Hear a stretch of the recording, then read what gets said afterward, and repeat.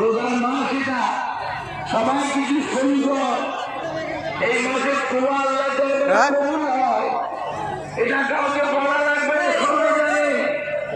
রোজাদারের দোয়া আল্লাহ পাকের দরবারে কবুল হয়ে যায়, এটা গ্যারান্টি। বাবা, কেউ নিয়ামতে বঞ্চিত হবেন না, সবাই কিছু সুন্দর,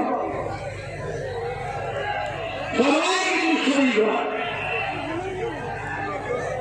রোমানগুলো নিয়ে গেছে, এই রোমানগুলো নিয়ে বেরিয়ে আসছে।